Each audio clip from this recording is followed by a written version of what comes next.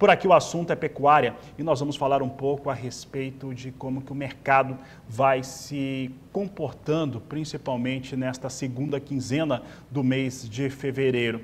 Nós temos observado algo que eu estou classificando como uma escala, não diria tranquila, mas com algum conforto para a indústria, que tem conseguido propor valores menores para a arroba do boi, até porque tem uma oferta de fêmeas, de vacas um pouco mais expressiva, que é natural ter no começo de ano por conta das fêmeas que não emprenharam.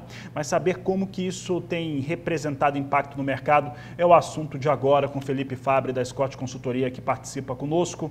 Felipe, obrigado pela sua participação aqui no Agricultura BR, no canal do Boi.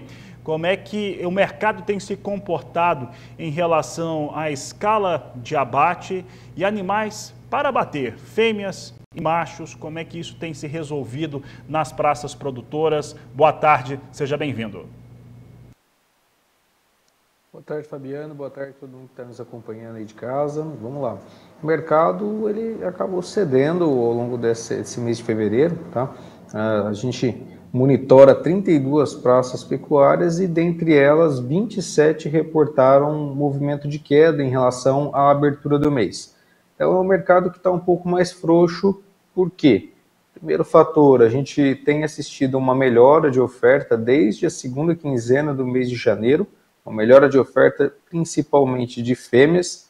Os dados divulgados aí pelo Ministério da Agricultura com relação aos abates cifados, né, os abates com inspeção federal, apontaram para um aumento na participação de fêmeas agora em janeiro de 2025 com relação a 2024, um movimento que até surpreendeu um pouco a perspectiva do mercado, tá? Esperávamos já talvez um mercado um pouco menos ofertado em termos de fêmeas, em participação de fêmeas nos abates nesse momento, mas ainda cedo para falar que estamos em um ano ainda de descarte de fêmeas, depois de 2023 e 2024. O que pode estar colaborando com esse descarte agora em janeiro, a partir da segunda quinzena, um pouco mais intenso?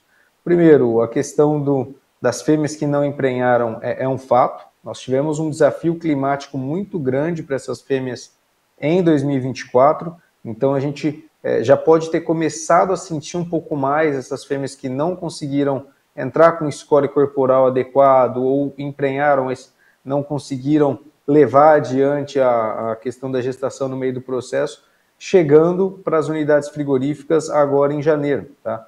Destaque que os machos eles tiveram uma diminuição na participação com relação ao ano passado, então quem acabou tendo a maior presença foram mesmo as fêmeas, e isso ajudou a explicar um pouco desse movimento de queda no fim de janeiro e agora na primeira quinzena do mês de setembro, do mês de fevereiro, tá, Fabiano?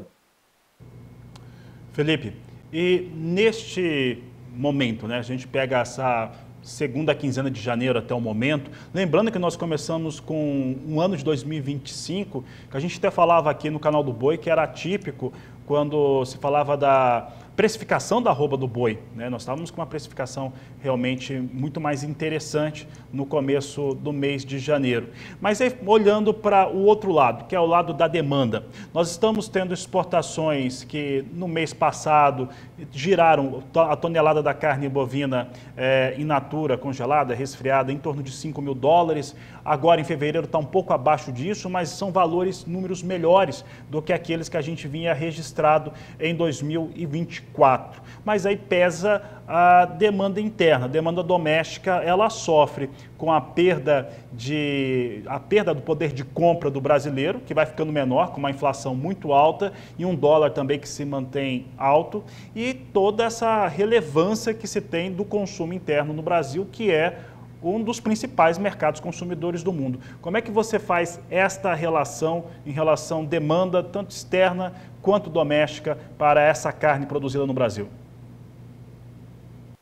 Fabiano, é um ponto muito importante da gente citar, tá? A exportação ela tem ido muito bem, 2024 foi um ano de recorde com relação à exportação e começamos o 2025 de modo interessante. Nós tivemos o segundo melhor mês de janeiro da história em termos de volume total embarcado, com uma recuperação dos preços em dólares em relação ao ano anterior. Janeiro e fevereiro Janeiro como o segundo melhor mês da história para exportação, o segundo melhor janeiro da história para exportação.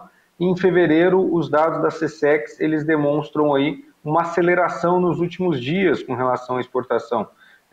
Muito disso explicado pelo retorno de China às negociações.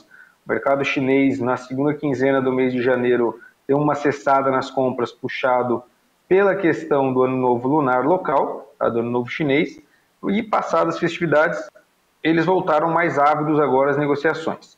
Foi um fator na nossa interpretação que colaborou para manter a arroba do boi gordo nesse início de ano sustentado, mas a gente tem que lembrar que o mercado, a questão da demanda, ela se direciona não só à exportação, ela representa 30% até 35% do que nós produzimos, e o mercado interno tem um peso muito mais relevante.